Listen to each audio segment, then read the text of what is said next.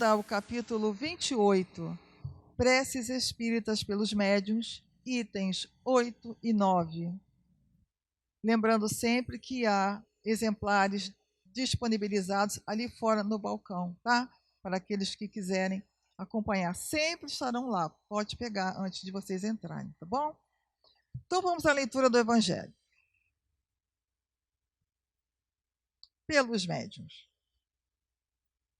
Nos últimos tempos, disse o Senhor, derramarei do meu espírito sobre toda a carne. Vossos filhos e vossas filhas profetizarão. Vossos jovens terão visões e vossos velhos sonhos.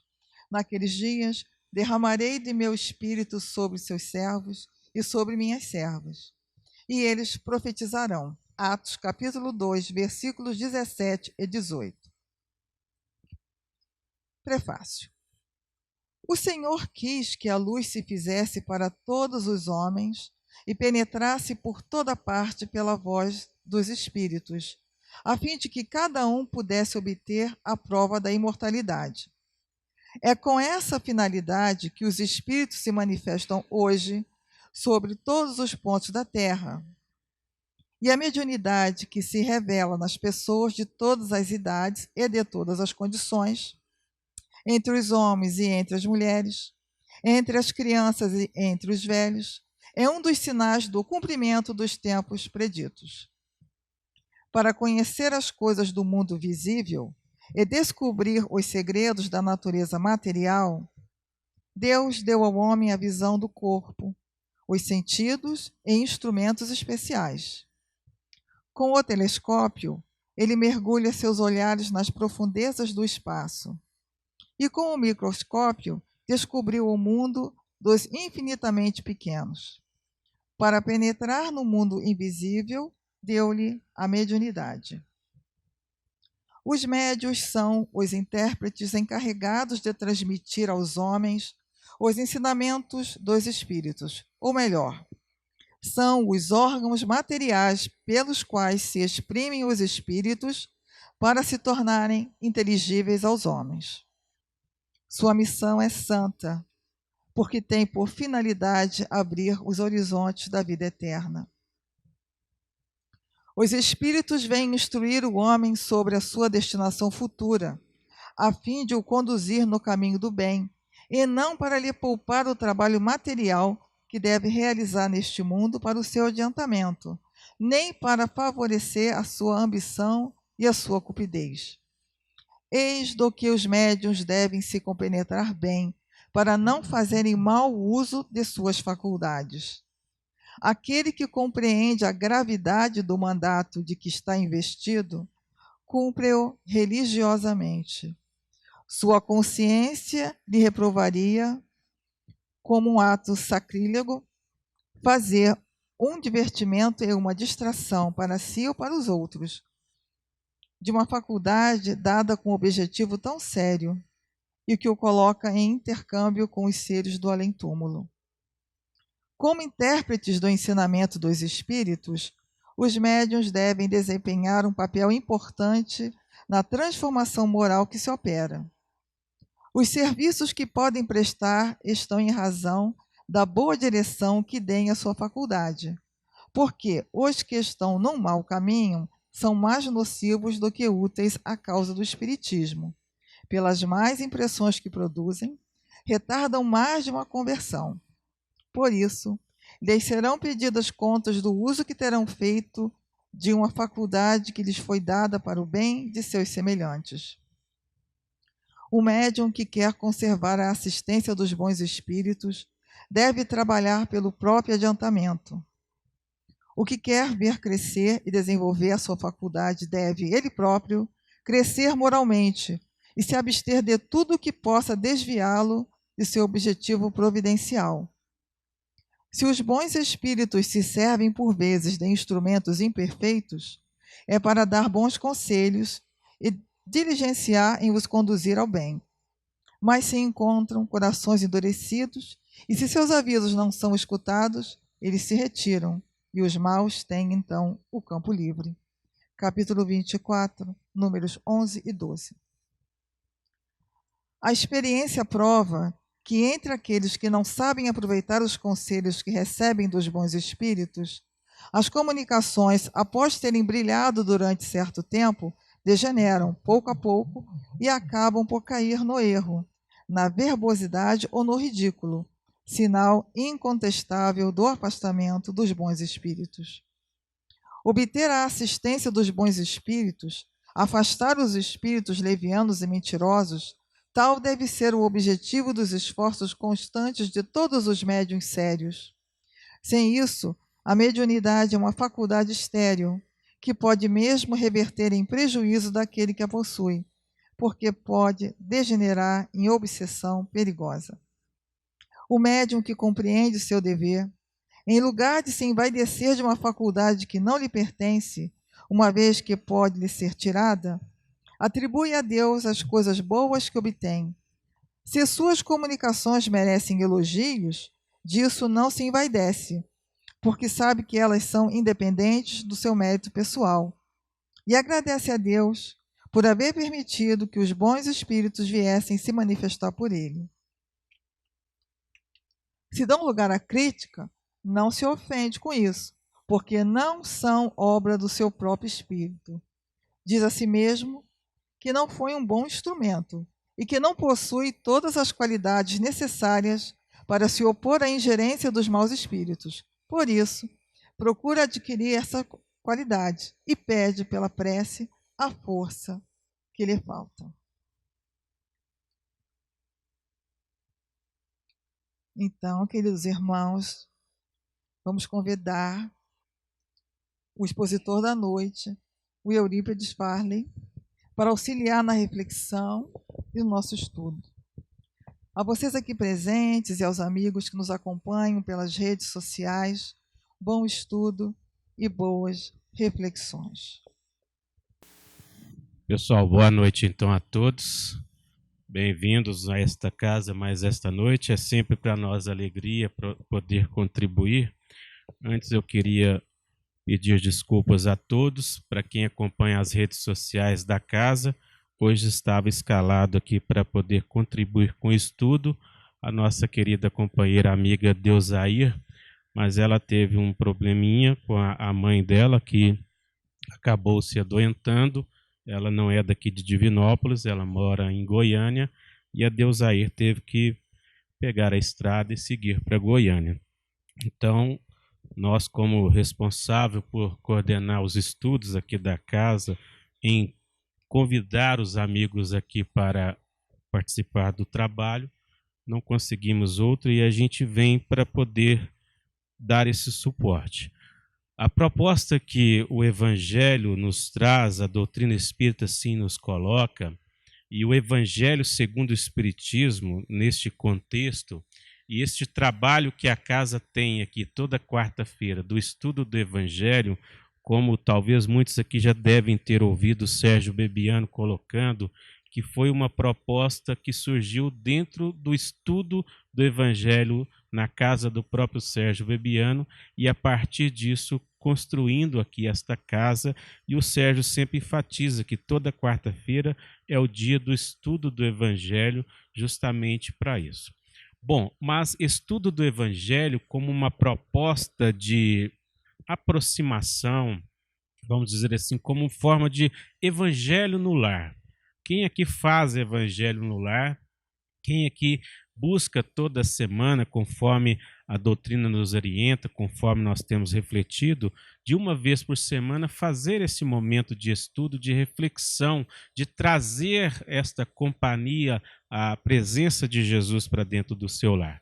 Todos nós sabemos que o evangelho no lar é como se fosse uma proteção, e na verdade é isso, né? No livro Missionários da Luz tem uma passagem em que André Luiz, juntamente com o mentor Alexandre e mais outros companheiros, amigos espirituais, eles estão caminhando e o mentor Alexandre pede a André Luiz para observar um homem que estava indo logo à frente deles, esse homem encarnado, né? E a equipe espiritual, André Luiz e Alexandre, desencarnado. E aí eles vão acompanhando esse espírito, esse homem, até e ele vai percebendo duas companhias com ele, dois espíritos desencarnados acompanhando esse homem. E esse homem estava vindo do bar, ele tinha acabado de tomar umas ou beber umas, como se diz, né? Ele buscando questões que não edificam, conforme Paulo coloca. E André Luiz vai percebendo eles meio que um do lado, outro do outro, e esse homem ia para lá, ia para cá, meio que esbarrando neles, né? Muito além da questão física, já bem tonto, vamos dizer assim, e ele não caía, né? Porque eles meio que protegiam para ele não cair.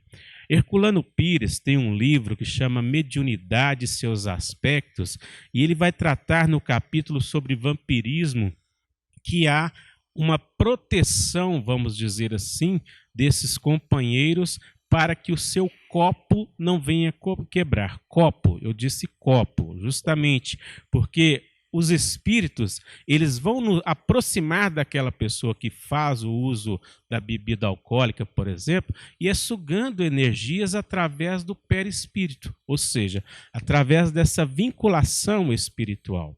Então, para a gente entender um pouco, pela questão que foi lida a respeito do médium, a importância, porque Kardec vai dizer que todos nós somos médium em um grau qualquer.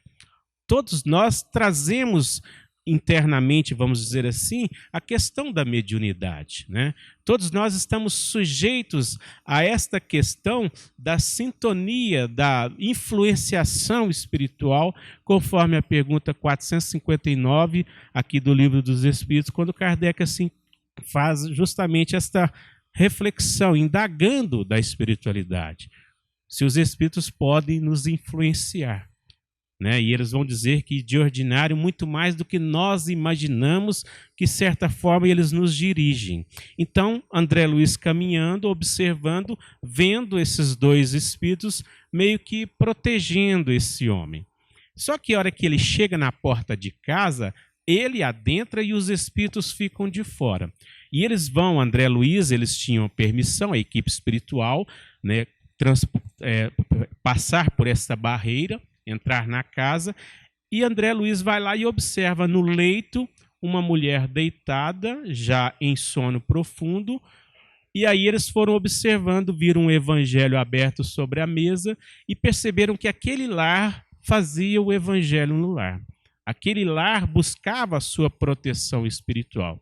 E ali eles vão ver o desdobramento daquela mulher já em sono, quando o homem chega, deita e dorme, entra em sono profundo, e os dois se encontram fora do corpo, espírito e espírito, em desdobramento. Conforme a doutrina traz, a partir da pergunta 400, no Livro dos Espíritos, quando vai tratar sobre o sono e os sonhos, o espírito não precisa de descanso. O espírito não dorme, o corpo sim. Nós vamos deitar para dormir, repousar, é o corpo. O espírito não. Só que nós vamos para onde nós estivermos sintonizados, para onde nós estivermos buscando as nossas afinidades. E aí a gente vai analisar, às vezes a gente deita na correria do dia a dia, sem realmente buscar uma oração edificante, sem fazer uma leitura condizente, às vezes acabou de discutir com a companheira, com o companheiro, com os filhos, situações ou outros, ou acabou de ver um filme pesado, uma notícia que nada é agradável no jornal e tantas coisas outras, e a gente deita naquela ansiedade, vamos dizer assim, naquela vibe, naquela vibração. A gente vai ficar a noite toda remoendo aquelas situações. O conflito no lar, na situação que passou antes, horas antes, vai continuar a noite toda. E aí a gente vai se ver no dia seguinte acordando, às vezes, mais cansado do que deitou, né? Mais situações mais pesado. Por quê? Porque a gente passou sugando essas energias a noite toda.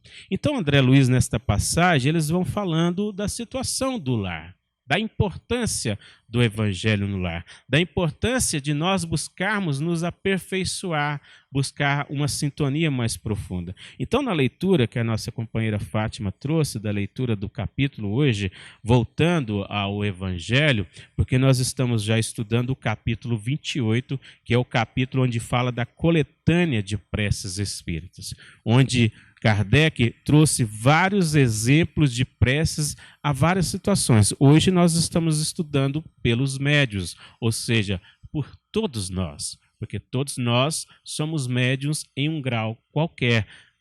E mediunidade é sintonia. Podemos dizer que mediunidade é meio que o sentimento, né? A leitura foi clara, como colocou assim, ó, que o médium, os espíritos vêm instruir o homem sobre o seu futuro para conduzi-lo ao caminho do bem. Então eles vêm nos instruir para seguir o caminho do bem. Kardec já havia perguntado no Livro dos Espíritos por que a necessidade de livros ou da instrução, né? Lá na pergunta 621 do Livro dos Espíritos vai falar que a lei divina ela está escrita na nossa consciência. E aí os Espíritos, Kardec vai questionar, mas se está escrito já na consciência, qual a necessidade de ser lembrada? Por exemplo, através dos livros, através aqui das reflexões, das palavras. E aí os Espíritos vão dizer que nós a esquecemos. O motivo é que nós a esquecemos. Então, às vezes, a gente quer fazer situações e finge, vamos dizer assim, esqueceu, mas finge que não lembra. Ou vamos nos colocar assim, desavisados para as coisas, né? Na pergunta 115 aqui do Livro dos Espíritos, onde Kardec vai falar da progressão dos espíritos, né? Ele vai falar justamente, ele questiona, entre os espíritos, alguns foram criados bons e outros maus? Será que Deus haveria criado espíritos maus? Será que Deus haveria, com essa inteligência suprema, conforme a doutrina coloca, conforme Jesus assim o colocou como Pai amoroso, o Pai acolhedor, como lá na parábola do filho pródigo, será que Deus haveria ter criado espíritos maus? Aí a gente pensa assim, nossa, mas o mundo há tanta maldade, né? Conforme a doutrina coloca, nós estamos vivenciando um propósito de regenerar a ação desse mundo. Regenerar a ação. E essa ação, ela parte de cada um de nós aqui encarnado e desencarnado. Porque nós temos auxílio da espiritualidade que vem justamente nos proporcionar, através do conhecimento, este benefício, este amparo, este lenitivo, conforme a doutrina assim coloca. Então, quando Kardec questiona se haveria Deus criado espíritos bons e outros maus, a resposta que a espiritualidade nos traz nesta pergunta 115 é que Deus criou todos os espíritos simples e ignorantes, ou seja, quer dizer, sem ciência, mas a cada um deu determinada missão, com o fim de esclarecê-los e de alcançar progressivamente a perfeição. Então, nós todos trazemos em consciência, e temos ciência disso, podemos fingir que não temos, que nós temos essa capacidade de buscar nos aperfeiçoar, nos instruir conforme a doutrina coloca. E vem João no Evangelho, conforme Jesus coloca, onde ele diz, conhecereis a verdade e ela vos libertará. A partir desse conhecimento, nós vamos assim aprofundando cada vez mais, entendendo aquilo que convém e aquilo que não convém, conforme Paulo o apóstolo vai trazer, para a gente nos despertar para isso. E aí eles dizem ainda assim, a felicidade eterna e pura é para aqueles que alcançam essa perfeição.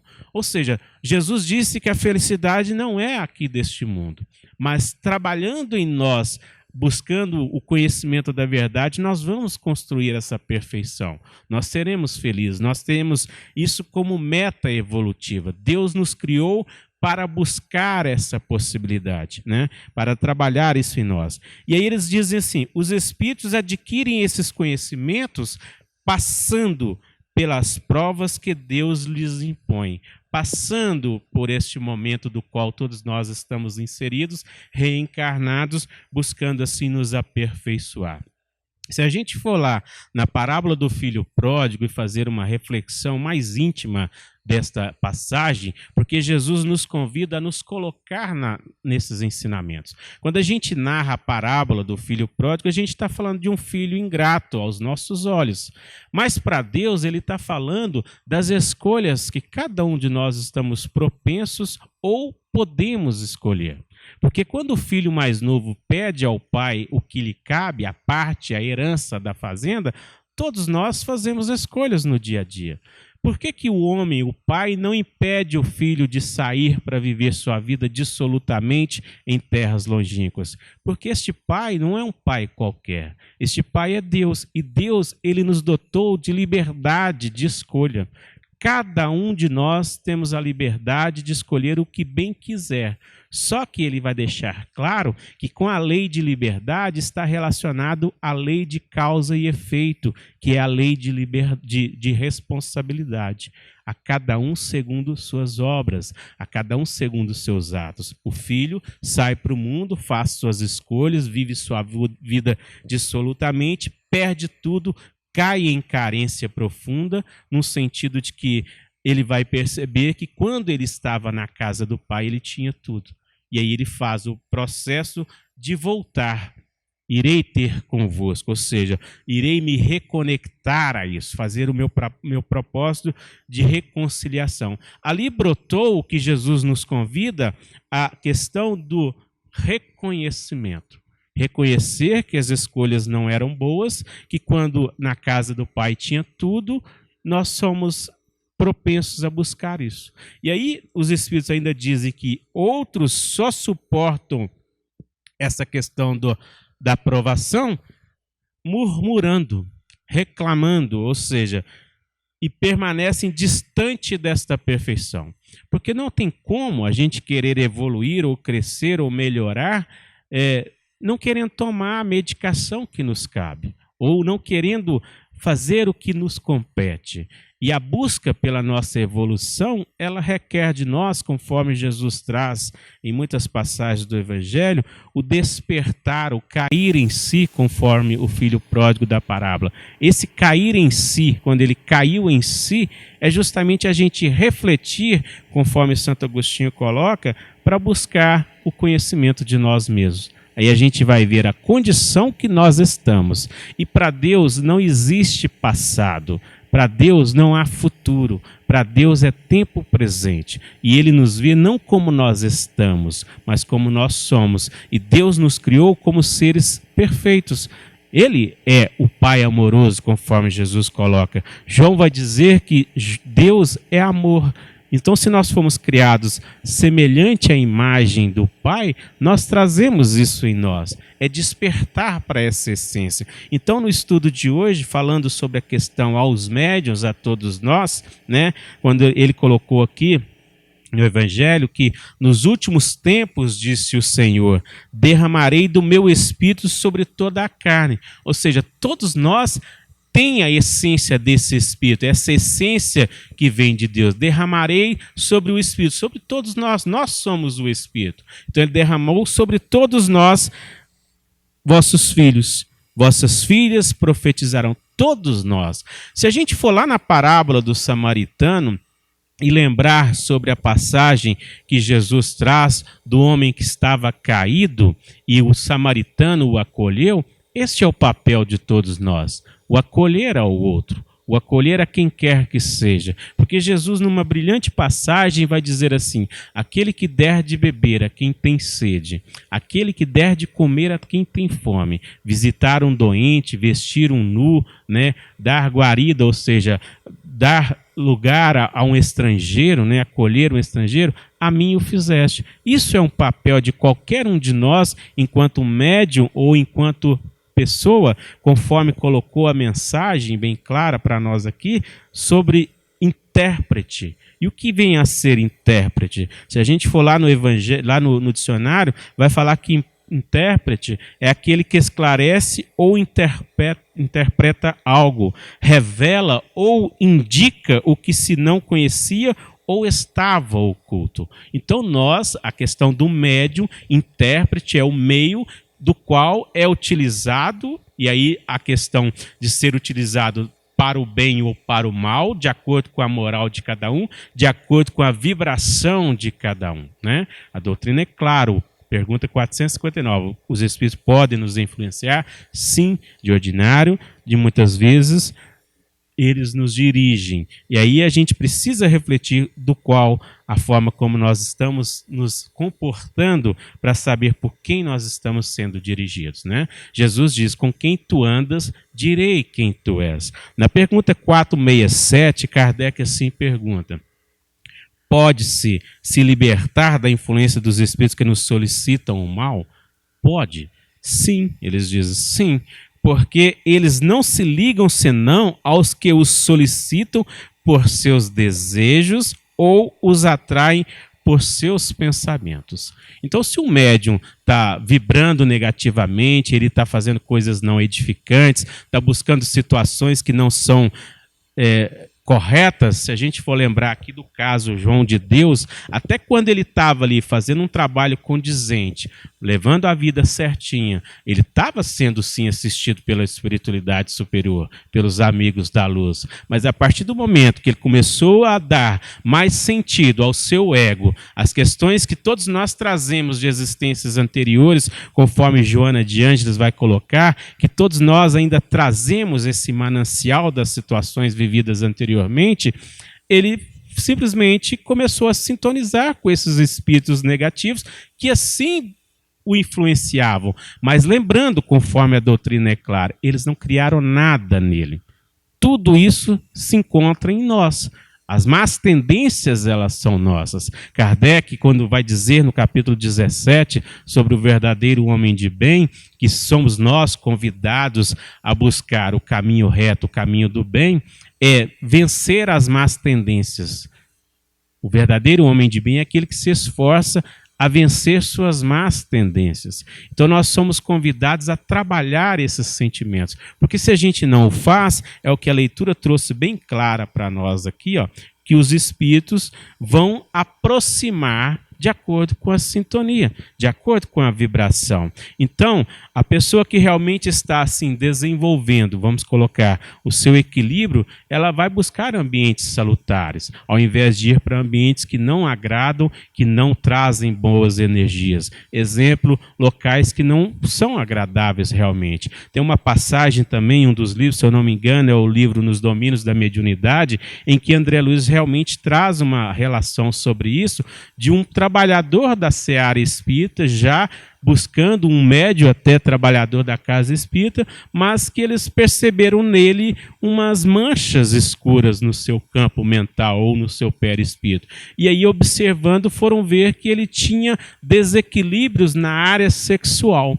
Era um companheiro ainda dado a buscar locais que não a edificam, no sentido que ele buscava os bordéis ainda. Ele se via nessa condição de achar que isso ainda necessitava para ele, esse preenchimento. Então, a espiritualidade vem clara dizer para nós, o perispírito é o nosso corpo espiritual, é o molde do corpo físico, conforme a doutrina coloca. Então, todas as manifestações que acontecem no corpo físico, sejam doenças, sejam quais situações, primeiro está no corpo espiritual, que é o perispírito, mas que são situações que o espírito ainda traz.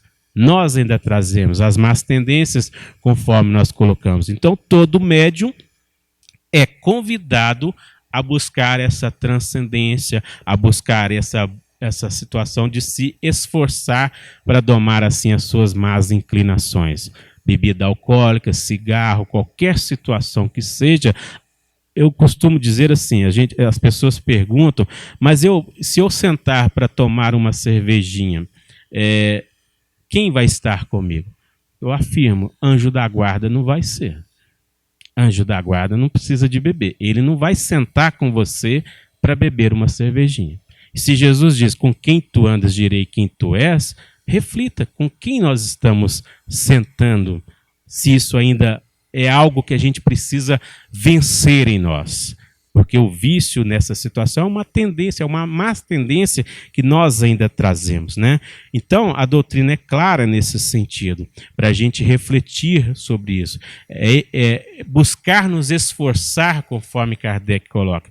E Jesus, brilhantemente, lá na passagem do joio e do trigo, quando os apóstolos, os discípulos lá, viraram para ele e perguntaram, mas aqui, o senhor não tinha plantado só trigo? Como é que apareceu esse joio aí no meio do trigo?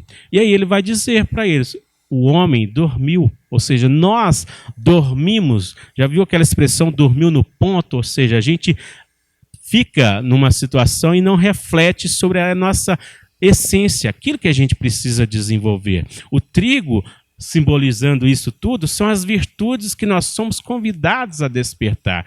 Por isso que Jesus fala que é necessário que coexistam ainda o joio e o trigo até o momento da ceifa, ou seja, até o momento do cair em si, do refletir sobre o que edifica e o que não convém, conforme Paulo vai colocar para nós. Se isso faz parte, se isso é necessário para todos nós. Eu lembro de uma situação, a gente numa reunião mediúnica, no trabalho mediúnico, um espírito manifestou, né? E ele dizia que queria que a gente desse para ele uma dose, ele queria bebida. Eu quero beber, eu vim aqui, se você não tiver isso, para que eu estou aqui? Você não tem isso para me oferecer? Não, aqui a gente não tem isso, a gente não tem essas coisas para te oferecer. Te ofereço água, você quer? Ele, não, água eu não quero, não preciso de água, eu quero é a bebida, se você não tem para me oferecer. E aí na conversa vai, conversa vem, ele pergunta para mim por que eu não fazia uso disso, se eu tinha medo. Eu falei assim, medo, não sei. Eu não sei se na minha questão espírita, ou seja, no meu psiquismo mental, isso pode eu usar isso me desequilibrar o vício da forma como muitos passam. Porque é isso, está registrado em nós. Todos nós sabemos, olha só, o efeito aqui de um copo. A água, pensa numa cachaça, por exemplo. Se eu beber uma dose, eu posso sentir o amargor disso e saber que isso não preciso disso. Mas se eu insistir nisso, eu posso correr uma cirrose, alguma situação assim. É isso que desencadeia a doença. Porque, na verdade, é a manifestação daquilo que o Espírito traz da imoralidade, né? Então, nesse sentido, no livro A Gênesis, no capítulo 14, item 21, Kardec diz assim, dir-se-á que se podem evitar os homens sabidamente mal intencionados. É fora de dúvida, mas como fugiremos à influência dos maus espíritos que pululam em torno de nós e por toda parte se insinuam sem serem vistos? Kardec questiona, e os espíritos vão dizer, o meio é muito simples, porque depende da vontade do homem que traz consigo o necessário preservativo. Os fluidos se combinam pela semelhança de suas naturezas. Os dessemelhantes se repelem. Há incompatibilidade entre os bons e os maus fluidos. Como entre o óleo e a água, há incompatibilidade. O perispírito, portanto, é uma couraça e que se deve dar a melhor têmpera possível. Ora, como as suas qualidades guardam relação com as da alma, importa se trabalhe por melhorá-la, pois que são as imperfeições da alma que atraem os espíritos maus. Então, portanto, a pessoa tem o vício, qualquer que seja, espírito nenhum criou esse vício nele. São as imperfeições que ele já traz de situações anteriores, mas também desta vida. Porque Kardec vai dizer no capítulo 5 sobre as causas anteriores e as causas atuais das nossas aflições. Pode ser situações que já vivenciamos e agora nós estamos no tempo da colheita, porque conforme Jesus colocou a cada um segundo as suas obras, e nós estamos aqui justamente num propósito de reparação. Kardec, no livro Céu e Inferno, fala sobre justamente o propósito do arrependimento, ou seja, saber mudar o caminho, arrependeu-se, olha o filho pródigo, caiu em si, arrependeu das suas ações, pede ao pai, me dá trabalho, ou seja, me dá uma nova oportunidade. E aí Jesus é claro nisso, isso pode ter acontecido, que o filho pródigo caiu em carência, desencarnou até, chega no mundo espiritual, passa em revista suas ações, suas atitudes e pede trabalho, uma nova oportunidade para reencarnar, para voltar aqui e reparar o caminho. Por isso Kardec vai dizer no Céu e Inferno, primeiro o arrependimento, depois a expiação, que é a reencarnação, depois a reparação, que é o trabalhar para melhorar, para construir esse caminho, para desenvolver isso. E aí, conforme a leitura hoje sobre os médiuns, nós somos convidados, e a mediunidade é uma oportunidade para cada um de nós que trazemos de servir, conforme a leitura colocou.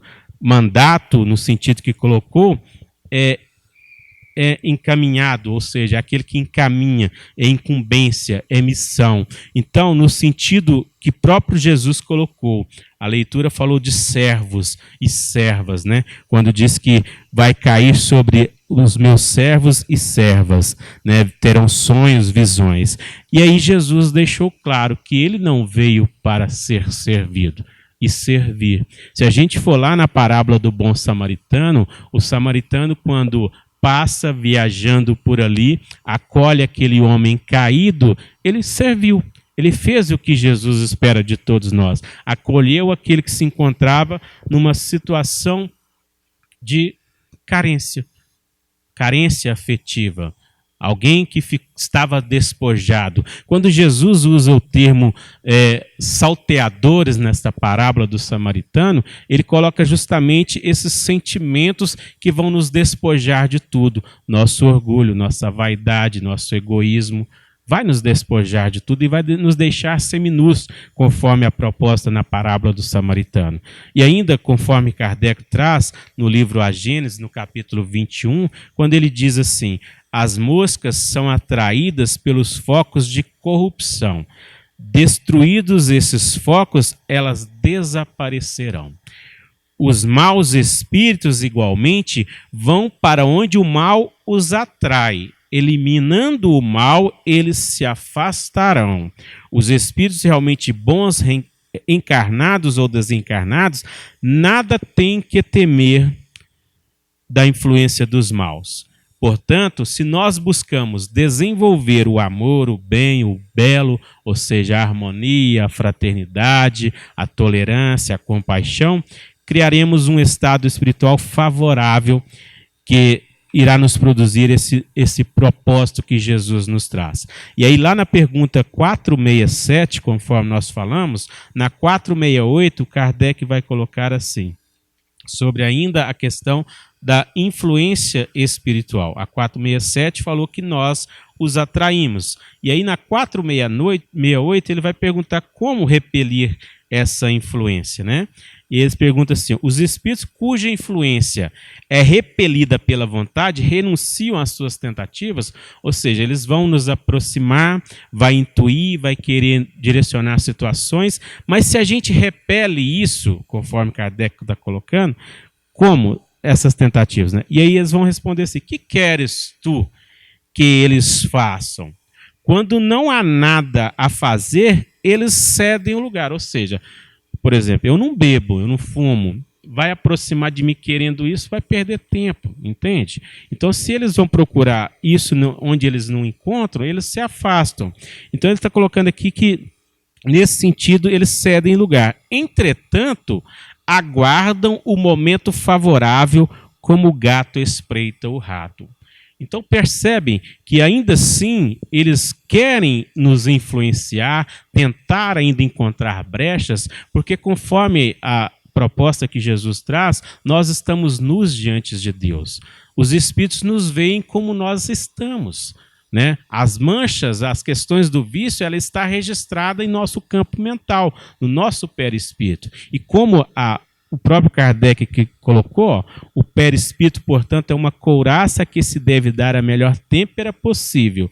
Ora, como as suas qualidades guardam relação com as da alma, importa que se trabalhe por melhorá-la. Então nós temos que melhorar. É isso que Jesus vai colocar sobre o meu fardo é leve e o meu jugo é suave. Fardo justamente na questão do perispírito, porque nós temos que nos tornar leves, despojando das impurezas, fazendo o esforço diário, conforme Santo Agostinho coloca, para nos melhorar, para crescer, para aprofundar em tudo isso. Então, se a gente não trabalhar esses sentimentos, todos nós, como médios em um grau qualquer, estaremos sujeitos a essas influenciações, e aí a condição que cada um vai estar, né, para a gente refletir sobre isso, conforme aconteceu com o próprio João de Deus, que para muitos era um médium de grande potencial, de grande valor. Chico Xavier já diz para nós, já dizia, que a vida tem 1000 degraus. No 999 nós podemos tropeçar e cair. Então todos nós estamos sujeitos. A gente tem que trabalhar nossa vaidade, nosso orgulho, nosso egoísmo, porque qualquer situação, o médium achar que é ele o grande nisso, ele vai cair. E Jesus deixou claro que aquele que se exaltar será humilhado, né? Nós temos que trabalhar a humildade. Isso é o que o filho mais novo faz na parábola. Ô pai, aqui, eu errei.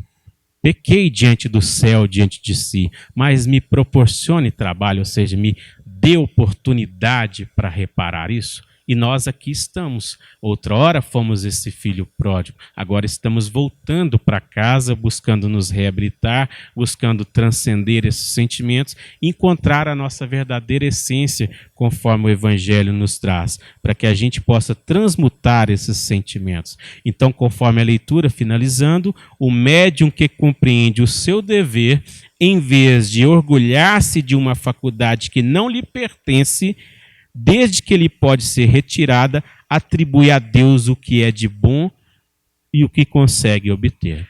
E aí a gente tem que lembrar, é Deus. Por isso Jesus diz, bom é o Pai. O Pai é que é o bom. Jesus, ele é nosso mestre, assim ele colocou. Por quê? Porque ele veio para nos ensinar. E o mestre, ele ensina. Então Jesus veio nos direcionar, nos ensinar o caminho e nos conduzir. Mas ele disse, olha, todos vós podeis fazer isso, mas aquele que quiser vir após mim, que tome a sua cruz e siga-me. Então nós temos capacidade para isso. Às vezes podemos estar passando por uma situação em que nos sentimos abandonados ou desprotegidos, ou várias situações outras. Eu lembro de uma passagem, de uma música até, onde fala sobre pegadas na areia, que o cantor vai falando que ele estava caminhando com o Senhor, com Jesus na areia, mas em algum momento do caminho ele percebeu só 2 pegadas. E aí ele questiona por que o Senhor havia o abandonado. E na música é claro quando ele coloca que o Senhor respondendo a ele, não, nestes momentos que você estava passando por todas essas tribulações, eu estava te carregando no colo. Então Jesus, Deus, a espiritualidade, nosso mentor espiritual, nosso guia, nosso anjo da guarda, está sempre conosco. Nós é que precisamos fazer o caminho de ir até eles. Nós é que precisamos fazer essa sintonia. E a oração é esse convite. Eu me lembro também de uma cena do filme do Rambo, não sei se vocês já assistiram, quem já assistiu vai recordar, onde ele faz o propósito de carregar o soldado que se encontrava ferido. E alguns questionaram dele sobre esse soldado, né? Se isso não estava atrapalhando. E tem uma música que é o grupo mais antigo, é o The Hollies, a música se chama He Ain't Have He's My Brother. Ele fala justamente isso. Ele não é um peso, ele é meu irmão. Então, se a gente for pensar, as pessoas, todas as questões, não é para ser peso para nós.